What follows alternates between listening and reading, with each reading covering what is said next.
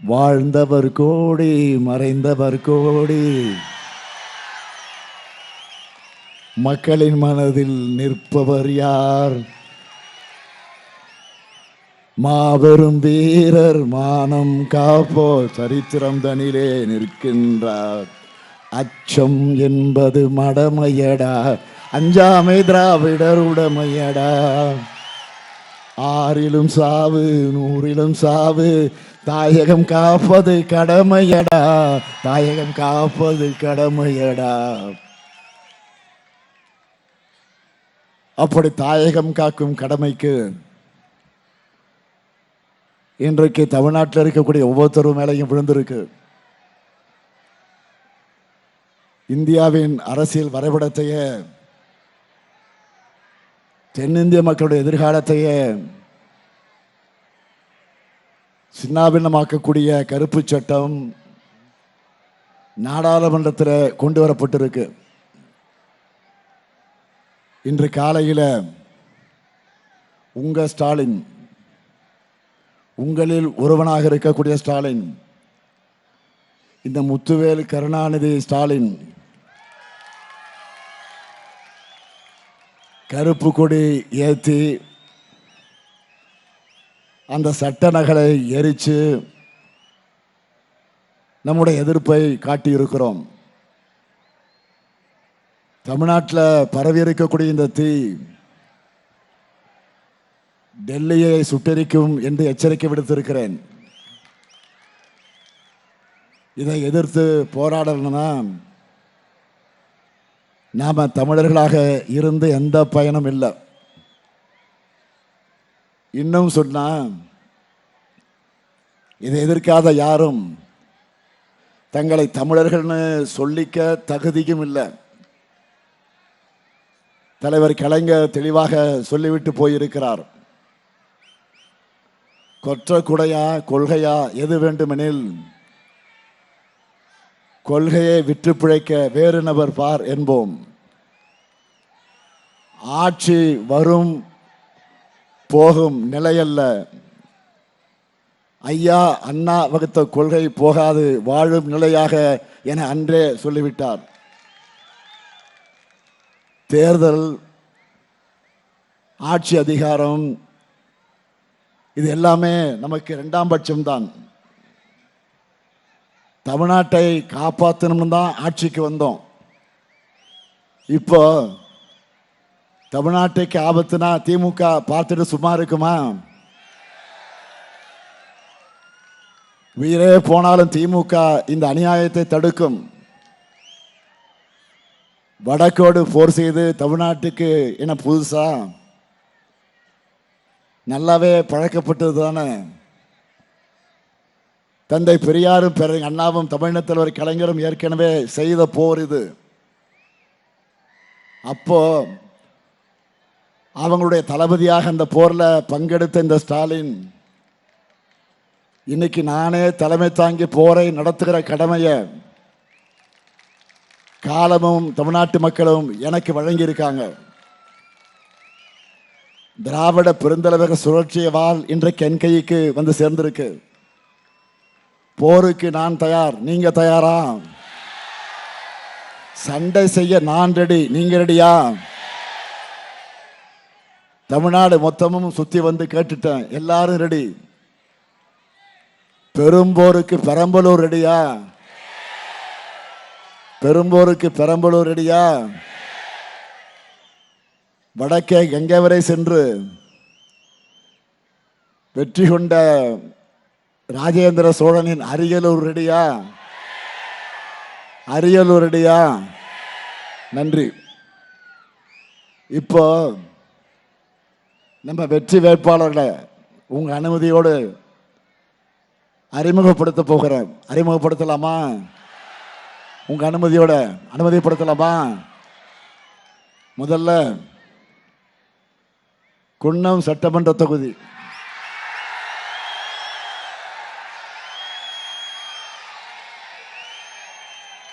நமது வெல்லும் வேட்பாளர் அமைச்சர் எஸ். சிவசங்கர் அவர்கள்.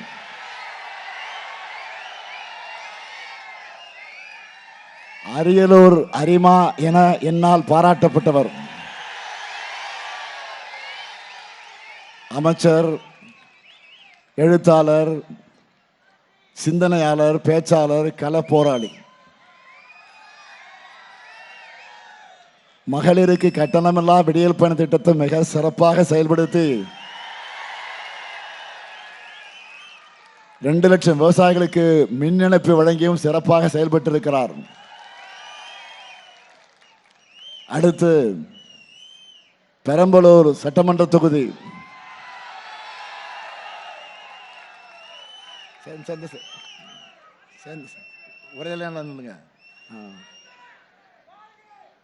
நமது வெல்லும் வேட்பாளர் டாக்டர் ஜெயலட்சுமி அவர்கள். மருத்துவராக இருந்தாலும் மக்கள் பணியாற்ற வந்திருக்கிறார். இவருடைய அம்மா சரோஜினி அவர்கள் திருச்சி பெரம்பலூர் மாவட்ட மகளிரணி அமைப்பாளராக இருந்தவர். ஜெயலட்சுமி பெரம்பலூர் மாவட்ட மருத்துவரணி தலைவராக பணியாற்றி வருகிறார். அடுத்து அரியலூர் சட்டமன்ற தொகுதி நமது வெல்லும் வேட்பாளர் லதா பாலு அவர்கள். திருமானூர் ஊராட்சி ஒன்றிய பெருந்தலைவர், சிறப்பாக மக்கள் பணியாற்றக்கூடியவர். அரியலூர் மாவட்ட மகளிரின் அமைப்பாளராக 3 முறை இருந்திருக்கிறார். இப்பொழுது மாவட்ட கழகத்துடைய துணை செயலாளராக இருக்கிறார். அடுத்து ஜெயங்கொண்டம் சட்டமன்ற தொகுதி நமது வெல்லும் வேட்பாளர் கண்ணன் அவர்கள். ஜெயங்கொண்டம் சட்டமன்ற உறுப்பினராக இருந்து நல்ல பல திட்டங்களை இந்த தொகுதிக்கு கொண்டு வந்தவர். கடந்த 5 ஆண்டுகளில் இந்த தொகுதிக்கு மட்டுமே 2107 கோடி ரூபாய் மதிப்பிலான திட்டப்பணிகளை கொண்டு வந்திருக்கிறார். இந்த 4 பேருக்கும் உதயசூரியன் சின்னத்தில் நீங்கள் எல்லாம் பெருவாரியான வாக்கினை வழங்கி வெற்றி பெற வைக்கணும். 4 பேருடைய வெற்றியும் உறுதியா? சத்தமா? இன்னும் சத்தமா? நன்றி. வேட்பாளர்கள் இப்போ உட்காரலாம். உங்க சீட்டு கன்ஃபார்ம் ஆயிடுச்சு, உட்காருங்க. இந்த அரியலூர் பெரம்பலூர் மாவட்டங்களுக்கு நம்ம திராவிட மாடல் ஆட்சியில் செஞ்சு தந்திருக்கக்கூடிய நலத்திட்ட பணிகளை சில முக்கியமானவற்றை நான் குறிப்பிட்டு காட்ட விரும்புகிறேன். சிலவற்றை மட்டும். அரியலூரை பொறுத்த வரைக்கும் பல ஆயிரம் பேருக்கு வேலை வாய்ப்பு தரக்கூடிய ஜெயங்கொண்டத்தில் காலனி தொழிற்சாலை, கங்கை கொண்ட சோழபுரத்தில் மாபெரும் அருங்காட்சியகம், மாமன்னர் ராஜராஜன் பிறந்த ஆடி திருவாதிரை நாளை அரசு விழாவாக அறிவித்து கொண்டாடி கொண்டிருக்கிறோம். ஜெயங்கொண்டம் அரசு கலை மற்றும் அறிவியல் கல்லூரிக்கு புது கட்டடம், ஜெயங்கொண்டம் அரசு மருத்துவமனை மாவட்ட தலைமை மருத்துவமனையாக தர உயர்வு, ஆண்டிமடத்திற்கு புதிய தீயணைப்பு நிலையம், அரியலூர்ல 8 கோடி ரூபாய் மதிப்பில் புதிய பேருந்து நிலையம், மருதையாற்றின் குறுக்கே தடுப்பணை, அரியலூர்ல புதிய நூலக கட்டடம். அதே போல பெரம்பலூர் மாவட்டத்தில் பெரம்பலூர் நகராட்சி மாநகராட்சியாக தரம் உயர்வு, பெரம்பலூர் மாவட்டம் அரும்பாவூர்ல கைவினைஞர்கள் நலனுக்காக பொது பயன்பாட்டு மையம், வேப்பூர் மற்றும் செந்துறை அரசு மருத்துவமனைகளில் புதிய கட்டடங்கள், கொலக்கானத்தம் பகுதியில் துணை மின் நிலையம், வேப்பூர் அரசு கல்லூரியில விடுதி கட்டிடம், குன்னத்தில் புதிய பேருந்து பணிமனை மற்றும் ITI கட்டடம், கொலக்கானத்தம் பகுதியில் புதிய அரசு கல்லூரி,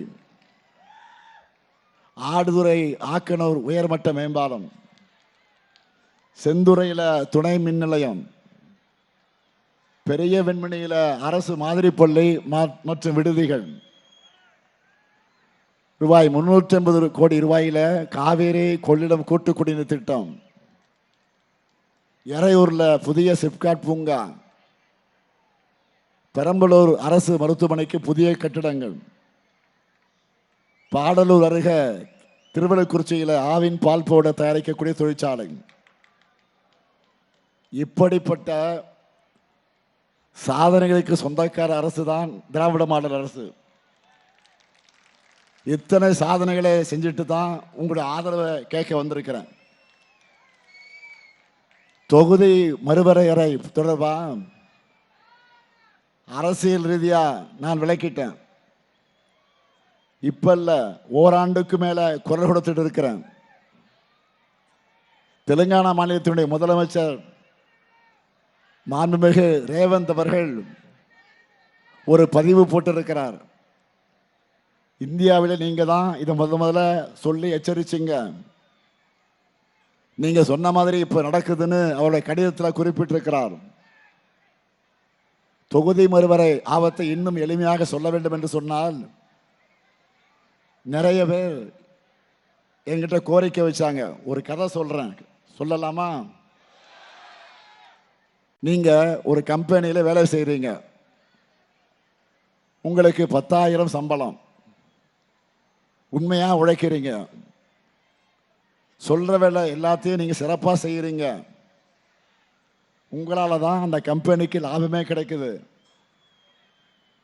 இன்னொரு ஆளு அதே கம்பெனியில் ஊழியராக இருக்கிறார். உங்களுக்கு கொடுக்கறத விட அந்த ஆளுக்கு 2 மடங்கா, அவருக்கு 10,000னா இவருக்கு 2 மடங்கு 20,000 சம்பளம் கொடுக்குறாங்க. ஆனால் சொல்ற எந்த வேலையும் அந்த ஆளு சரியா செய்ய மாட்டார். இப்போ எல்லாருக்கும் சம்பளத்தை உயர்த்த போற நேரத்தில் வேலையே செய்யாத அந்த ஆளுக்கு 20,000லிருந்து 50,000, சொன்னா எல்லா வேலையும் கரெக்டாக செஞ்சு கொண்டிருக்கக்கூடிய இவருக்கு 10,000லிருந்து 12,000 கொடுத்தா அது நியாயமா அநியாயமா? இதுக்கு பேர் அயோக்கியத்தனமா இல்லையா? நீங்களே சொல்லுங்க. நமக்கு தான் 2,000 கூட வருதுன்னு யாராவது நினைப்போமா? மாட்டோம். அந்த வேலையை செய்தவனுக்கு மேலும் மேலும் மாறி வழங்கிட்டு அவனுடைய சுமையும் நம்ம மேல ஏற்றி வச்சு நம்ம கேள்வி கேட்பாமா இருப்போமா மாட்டோமா? நமக்கு ப்ரமோஷன் கொடுக்கலான்னு கூட பரவாயில்லை, இருக்கிறதையும் பிடுங்கினா என்ன பண்றது? இதுதான் தொகுதி மறுவரையறை. இதை எதிர்த்து தான் நாம போராடுறோம். ஒட்டுமொத்த தென் மாநிலங்களும் போராடுது. நாம உரிமைக்காக போராடிக்கிட்டு இருக்கிறோம். பிரதமர்கிட்ட இது தொடர்பாக விளக்கத்தையும் வாக்குறுதியும் கேட்கிறோம். ஆனால் இப்படிப்பட்ட நேரத்தில் நேற்று கொஞ்சம் கூட கூச்சமே இல்லாமல் அவர் நாகர்கோவிலில் வந்து சும்மா ஷோ காட்டிட்டு போயிருக்கிறார். கிண்டலா சொல்ல, உண்மையாகவே ரோடு ஷோ அதை மட்டும் நடத்திட்டு போயிருக்கிறார். நாம கேட்ட கேள்விக்கும் பதில் இல்லை. மோடி வரும்போது அவருக்கு பூத்துவத்துக்கு போயிருக்கிறார். யார் தெரியுமா? நம்ம பழனிசாமி. பிரதமர் கூட நம்ம கிட்ட பழனிசாமி இது பத்தி ஏதாச்சும் கேட்பாரா அப்படின்னு யோசிச்சிருப்பார் அவரு. ஆனா பழனிசாமி அவருடைய ஜீப்ல நின்றுட்டு ஊர்வலம் போனதோட சரி, ஒன்றும் பேசல. பிரதமரா பார்த்து பழனிசாமி சிரிச்ச சிரிப்பிலேயே அவருக்கு புரிஞ்சிருக்கும், இந்த அடிமை குரல் கொடுக்க மாட்டார், இவர் வச்சுக்கிட்டு என்ன வேணாலும் பண்ணலாம் என்று பிரதமர் மோடி நினைச்சிருப்பார்.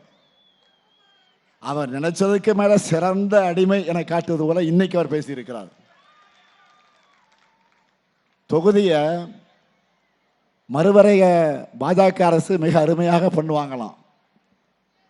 பழனிசாமி அவர்களே, எவ்வளவு பெரிய காமெடி இது! இந்தியாவில் இருக்கக்கூடிய பல முதலமைச்சர்களும் பல எதிர்கட்சி தலைவர்களும் இந்த ஆபத்தை தெரியாமலா கண்டிக்கிறாங்க. பாஜக பழனிசாமி குனிய சொன்னா படுத்தே விட்டார் என்பது போல பேசியிருக்கிறார். அந்த சட்டத்தோட முன்வரவே வெளிவந்துருச்சு. தமிழ்நாடு உள்ளிட்ட தென் மாநிலங்களுக்கு பேராபத்து வரப்போகுதுன்னு அது தெளிவா இருக்கு. இதை கொண்டு வரக்கூடிய முறையே பாசிசத்தமானது. தமிழ்நாட்டில் இருக்கக்கூடிய பாஜக தலைவர்கள் கூட இது என்ன, இதை எப்படி நியாயப்படுத்துறதுன்னு தெரியாம முழிச்சுக்கிட்டு இருக்கிறாங்க. ஆனா பழனிசாமி அவங்களையெல்லாம் முந்தி கொட்ட மாதிரி முந்திக்கிட்டு முட்டு கொடுத்துட்டு இருக்கிறார். இப்படிப்பட்ட அடிமைகளின் துணையோட தமிழ்நாட்டுக்குள்ள நுழைய நினைக்கிறவங்களை எல்லையிலே நாம் தடுத்து நிறுத்தணும். 10 தோல்வி பழனிசாமிக்கு 11வது தோல்வியும் நாம் வழங்கணும். அதுவும் இந்த 11வது தோல்வி மறக்க முடியாத தோல்வியா இருக்கணும். பொதுவா 18 வருஷம் சபரிமலை போறவங்கள குருசாமின்னு ஆன்மீக அன்பர்கள் சொல்லுவாங்க. ஆனா பழனிசாமி அதிமுக தலைமை பொறுப்பில் தொடர்ந்தா 18 முறை தொடர்ந்து தோத்தா தோல்வியில குருசாமி பழனிசாமின்னு மாறிடுவார். எப்படியெல்லாம் இதை பிளான் பண்ணி கொண்டு வந்திருக்கிறாங்க. தமிழ்நாட்டுக்கு முதற்கட்டத்தில் தேர்தல் வைக்காம கொஞ்சம் தள்ளி வச்சா திமுக வெற்றி பெறக்கூடிய எண்ணிக்கையாவது குறையுமா என்று பாஜக ஒரு கணக்கு போட்டாங்க. ஆனா அதுவும் இப்ப தப்பு கணக்கா போயிடுச்சு. ஒவ்வொரு நாளும் ஊடகங்களை வர்ற கருத்து கணிப்புகளை பார்த்தாலே தெரியுது. முதல்ல 180 அப்படின்னு போட்டாங்க நமக்கு, இப்போ 190 200 போட ஆரம்பிச்சிட்டாங்க. தேர்தலுக்குள்ள 200 கிராஸ் பண்ணிடும். அதுவும் தொகுதி மறுவரைய ஆபத்தை கூட எதிர்த்து பேசாத அதிமுக கூட்டணி 234 தொகுதி தோல்வி அடைஞ்சாலும் ஆச்சரியப்பட எதுவும் இல்லை. ஏன்னா தமிழ்நாட்டு மக்கள் அந்த அளவுக்கு கொதிச்சு போயிருக்காங்க. இதுக்கு கூட பேசலன்னா வேற எதுக்கு தான் பழனிசாமி வாய் துறப்பாருன்னு கேட்கிறாங்க. வளர்த்து விட்ட செங்கோட்டையனுக்கு துரோகம், பதவி கொடுத்த அம்மையார் சசிகலா தினகரனுக்கு துரோகம், நம்முடைய சகோதரர் OPS அவர்களுக்கு துரோகம், அவைத்தலைவரா இவங்க ஆட்சியை காப்பாற்றின தனபால் அவர்களுக்கு துரோகம், CAA FCRA போன்ற சட்டங்களுக்கு முட்டு கொடுத்து சிறுபான்மையின மக்களுக்கு துரோகம், 3 வேளாண் சட்டங்களுக்கு முட்டு கொடுத்து விவசாயிகளுக்கு துரோகம், அம்மையார் ஜெயலலிதா அவர்கள் எதிர்த்த பாஜக கூட கூட்டணி சேர்ந்து அவருக்கும் துரோகம், இன்னைக்கு தொகுதி மறுவரைக்கும் ஆதரவு தெரிவித்து ஒட்டுமொத்த தமிழ்நாட்டுக்கும் துரோகம். இதுதான் எவல்யூஷன் ஆஃப் எடப்பாடி. உண்மையான அதிமுக தொண்டர்கள் நிர்வாகிகளும் இவரை தலைவராக ஏற்றுக்கல, தயாராக இல்லை. அதிமுகவுக்கு நான் தான் தலைமை என இவர் எல்லாரையும் கன்வின்ஸ் பண்ணவே நேரம் சரியா இருக்கு. MLA-க்களை ஏலம் எடுத்து முதலமைச்சர் ஆனவர்களோ வேற கூவத்தூர்ல. பழனிசாமி முதலமைச்சராக இருந்த 4 ஆண்டு காலத்தில் தமிழ்நாட்டையே டெல்லி பாஜகவோட வேட்டைக்காடா ஏலம் விட்டார். அந்த சீரழிவிலிருந்து தமிழ்நாட்டை மீட்டு நாம் இன்றைக்கு சாதனை திட்டங்களால் இந்தியாவிலே தமிழ்நாடு நம்பர் 1 என்ற மாநிலமாக ஆக்கியிருக்கிறோம். அதோட அடுத்த கட்டம்தான் திமுகவுடைய தேர்தல் அறிக்கை. இது சாதாரண அறிக்கை இல்லை, சூப்பர் ஸ்டார் அறிக்கை. சூப்பர் ஸ்டார் யாருன்னு கேட்டா சின்ன குழந்தைகள் சொல்லும். சூப்பர் ஸ்டார் யாருன்னு கேட்டா தேர்தல் அறிக்கை சொல்லும். இப்போ நம்ம சூப்பர் ஸ்டார் சூப்பர் ஹிட் அறிக்கை அறிவிப்பு சிலவற்றை அவங்கள்ட்ட நான் சொல்றேன். அறிவிப்பு சொல்லவா? 2006 கலர் டிவி கலைஞர் கொடுத்தார். 2021 மகளிர் உரிமை தொகை நம்ம கொடுத்தோம். இப்போ 2026 இல்லத்தரசி திட்டம். மகளிர் வந்திருக்கீங்களா? இங்க பக்கத்தில் வந்திருக்கீங்க. இந்த அறிவிப்பிலேயே நம்ம எதிரிகள்லாம் க்ளோஸ் ஆயிட்டாங்க. இல்லத்தரசி திட்டத்தில் எவ்வளவு ரூபாய்க்கு கூப்பன் தர போறோம்? 8000 ரூபாய்க்கு கூப்பன். இந்த கூப்பன் வச்சு உங்களுக்கு தேவைப்படக்கூடிய வீட்டு உபயோகப் பொருளை புதுசாக வாங்கிக்கலாம், இல்லைன்னா பழைய பொருளை எக்ஸ்சேஞ்ச் பண்ணி மாற்றிக்கலாம். உங்களுக்கு பிடிச்ச கடையில் போய் வாங்கிக்கலாம், உங்களுக்கு பிடிச்ச கம்பெனியில் வாங்கிக்கலாம். என்னென்ன பொருள் அது? Washing machine, fridge, TV, grinder, mixie, microwave oven, stove, induction stove. இது எதெல்லாம் வாங்கினு இப்போ பெண்கள்லாம் இப்போ டிஸ்கஸ் பண்ண ஆரம்பிச்சிட்டிங்க. இப்போது செய்தி வருது எனக்கு. இதெல்லாம் எங்கே வாங்கலாம், எப்போ வாங்கலாம் டிஸ்கஸ் ஆரம்பிச்சாச்சு. இதெல்லாம் வாங்குறப்போ உங்கள் வீட்டுக்காரெலாம் கேட்காதீங்க, கேட்டால் குழப்பிடுவாங்க. ஏதாவது பிரச்சனை வந்துடும், கேட்கலாதீங்க. ஏதாவது பிரச்சனை இருந்தால் சொல்லுங்கள், அண்ணன் இருக்கேன், நான் பார்த்துக்கிறேன், அண்ணன்ட்ட சொல்லுங்க. இது முழுக்க முழுக்க உங்களுக்காக நான் கொண்டு வந்திருக்கக்கூடிய திட்டம். நீங்கள் தான் டிசைட் பண்ணணும். அடுத்த வாக்குறுதி உரிமை தொகை. ரெஸ்டே இல்லாமல் உழைக்கிறாங்க பாருங்க என்னுடைய சகோதரிகள், தாய்மார்கள். நான் ரெஸ்பெக்ட் கொடுக்கணுங்கன்னு, ரெஸ்ட் இல்லாமல் உழைக்கிறவங்களுக்கு ரெஸ்பெக்ட் கொடுக்கணும். அதற்காக கொண்டு வந்த திட்டம் தான் கலைஞர் மகளிர் உரிமை திட்டம். திராவிட மாடல் 2 ஆட்சியில் இனி மாசம் 1000 இல்ல, எவ்வளோ? 2000 வழங்கப்படும். இப்போ பெண்கள் எல்லாம் கணக்கு போட ஆரம்பிச்சிட்டாங்க. என்ன கணக்கு தெரியுமா? பொங்கலுக்கு முன்னாடி சொல்லிட்டு 3000, பிப்ரவரியில் சொல்லாமலே 5000, அடுத்து இல்லத்தரசி கூப்பன்ல 8000. ஆக ஸ்டாலின் 8000 கொடுக்குறாரு. ஆக 8 + 8 நாம் போடுவோம் ஓட்டு உதயசூரியனுக்கு. கொடுத்ததெல்லாம் கொடுத்தார். அதுவும் ஒரு பாட்டு இருக்கு, படகோட்டியில் எம்ஜிஆர் பாடுவார், கொடுத்ததெல்லாம் கொடுத்தார் அவர் யாருக்காக கொடுத்தார். ஸ்டாலின் யாருக்காக கொடுத்தார்? உங்களுக்காக தான். ஒட்டுமொத்த தமிழ்நாட்டு பெண்களுக்கும் கொடுத்தார். ஏன்னா சகோதரிகளாக நீங்கள் மகிழ்ச்சியாக இருக்கிறாங்க. இது மட்டும் இல்லை, கல்லூரிக்கு போகிற மாணவர்களுக்கு மாதம் 1000 ரூபாய் புதுமை பெண் தமிழ் புதுவன் உதவித்தொகை. இப்போ 1000 1500. மேலும் முதியோர், மாற்றுத்திறனாளிகள், ஆதரவற்ற பெண்கள் எல்லாருக்கும் டபுள், இப்போ 2 மடங்காக வைத்த போகிறோம். நெல் கொள்முதல் விலை குவிண்டால் ஒன்றுக்கு 3500 ரூபாய் உயர்த்தி வழங்கப்படும். கரும்பு கொள்முதல் விலை டன் ஒன்றுக்கு 4500 ரூபாய் உயர்த்தி வழங்கப்படும். பால் கொள்முதல் விலை லிட்டர் ஒன்றுக்கு 5 ரூபாய் உயர்த்தி வழங்கப்படும். அடுத்த 5 வருஷத்தில் 10,000 புதிய பேருந்துகள் தமிழ்நாடு முழுவதும் போடப்போகுது. காலை உணவு திட்டம் 5ஆம் வகுப்பு வரை கொடுத்துருந்தோம்ல, காலை உணவு திட்டம் இப்போ 8ஆம் வகுப்பு வரை. அனைத்து வகுப்பறைகளும் ஸ்மார்ட் வகுப்பறைகளாக மாற்றப்படும். அடுத்த 5 வருஷத்தில் 35 லட்சம் கல்லூரி மாணவர்களுக்கு லேப்டாப் முழுமையாக வழங்க போறோம். கலைஞர் கனவு இல்லம் உள்ளிட்ட பல்வேறு திட்டங்கள் மூலமா 10 லட்சம் ஏழைகளுக்கு வீடுகள் கட்டித்தரப்படும். தொழிற்சாலை அதிகம் உள்ள நகரங்களில் பெண்கள் வேலைக்கு செல்ல எளிதாக்க 1000 குழந்தைகள் காப்பகங்களை உருவாக்க போறோம்.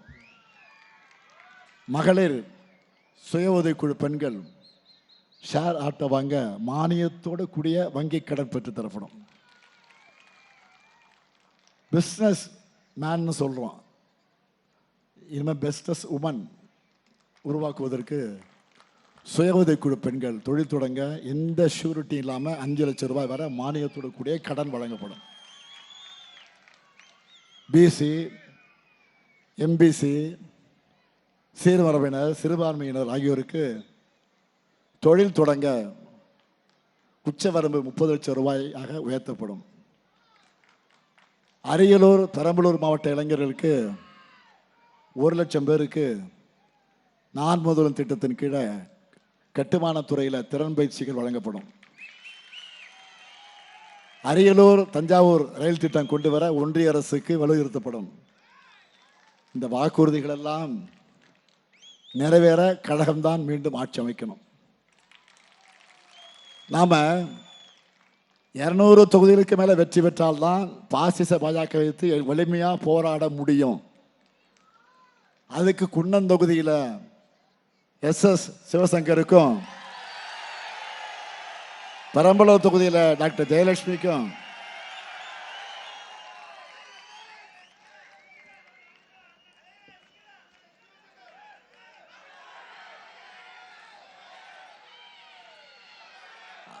அரியலூர் தொகுதியில் லதாபாலுவுக்கும்,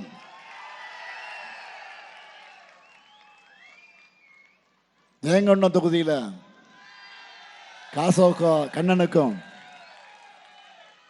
உதயசூரன் சின்னத்தில் உங்களுக்கு வாக்குகளை அளிக்கணும். தமிழ்நாடா டெல்லியா என்ற இந்த ஏக்க ஜனநாயக போரில் தமிழ்நாடு தான் வெல்லணும். இன்னொன்று, இன்னைக்கு நாடாளுமன்றம் கூடுச்சு. இன்று நாடாளுமன்ற கூட்டம் கூடுகிற காரணத்தால் நம்முடைய விடுதலை சிறுத்தை கட்சியுடைய தலைவர், என் அன்பு சகோதரர், நாடாளுமன்ற உறுப்பினர் தொல் திருமாவர்கள், அதே போல நம்முடைய கழகத்தினுடைய துணை பொதுச் செயலாளர் ராசா அவர்களும் இந்த நிகழ்ச்சி இருக்கிறது எப்படி போவது என்றுதான் யோசித்தார்கள். ஆனால் இதைவிட அதுதான் முக்கியம். நம்முடைய உணர்வு தான், நம்முடைய உரிமை தான் முக்கியம். அதற்கு செல்ல வேண்டும் என்று நான் கேட்டுக்கொண்டதன் காரணமாக இன்றைக்கு அவர்கள் டெல்லிக்கு போயிருக்கிறாங்க. எனவே நம்முடைய எம்பிகளுடைய குரலா அந்த கருப்பு சட்டத்தை திரும்ப பெறுவதற்கு அவர்கள் குரல் கொடுக்க இருக்கிறாங்க. நாளை தினம் வாக்கெடுப்பு நடைபெற இருக்கிறது. எனவே அவர்களின் சார்பிலும் உங்களிடத்தில் நான் கேட்டுக்கொள்ள விரும்புகிறேன். நல்லா புரிஞ்சுக்கோங்க. ஏதோ நான் முதலமைச்சராகவோ 30 பேர் அமைச்சராகவோ நம்ம கூட்டணியில் 200 பேர் எம்எல்ஏவாகவோ ஆக வேண்டும் என்பது மட்டும் இல்லை. நம்முடைய தமிழ்நாட்டை காக்க கழகம்தான் மீண்டும் ஆட்சிக்கு வரணும். தொகுதி மறுவரைய அடுத்து இவங்க இன்னும் மோசமான திட்டங்கள் எல்லாம் வச்சிருக்கிறாங்க. பாஜக கிட்ட தமிழ்நாடு சிக்கினா ஜம்மு காஷ்மீரை மாதிரி உடைச்சி தமிழ்நாட்டை 3 யூனியன் பிரதேசமாக துண்டு துண்டாக ஆக்கிடுவாங்க. துணைநிலை ஆளுநரை வச்சு புதுச்சேரியில் எப்படி அராஜகம் பண்ணுறாங்களோ அதே அராஜகம் நம்ம ஊர்லேயும் நடக்கும். அதனால தான் சொன்னேன், அதிமுக அடிமைகள் திரும்ப வந்தா தமிழ்நாடு என்ற ஒன்றே இல்லாமல் போயிடும். நாம் செலுத்துகிற வாக்கு எந்த மதிப்பும் இல்லாமல் போயிடும். அதனால் அரசியல் விருப்பு வெறுப்புக்கெல்லாம் அப்பாற்பட்டு 2026 தேர்தலில் நம்ம மதச்சார்பற்ற முற்போக்கு கூட்டணிக்கு பெரம்பலூர், அரியலூர் மக்கள் மாபெரும் வெற்றியை தரணும். NDA எனும் நியூ டெல்லி அலையன்ஸ் ஓட ஓட விரட்டி அடிக்கப்படணும். 7வது முறையும் கழக அரசு தான். முதலமைச்சராக 2வது முறையும் இந்த அடியேன் தான். இனி எப்போவுமே கழக அரசு தான் என்ற நிலையை உருவாக்குவோம். அமையவிருக்கக்கூடிய திராவிட மாடல் 2.0 ஆட்சியில் எங்கள் சாதனைகளை நாங்களே முறியடிக்கக்கூடிய வகையிலே ஆட்சியை நடத்துவோம். நாடு நலம் பெற, நல்லாட்சி தொடர்ந்திட ஆதரிப்பு முற்போக்கு கூட்டணி வேட்பாளர்களை வெல்வோம். ஒன்றாக வெல்வோம், வெல்வோம், வெல்வோம், வெல்வோம். நன்றி, வணக்கம்.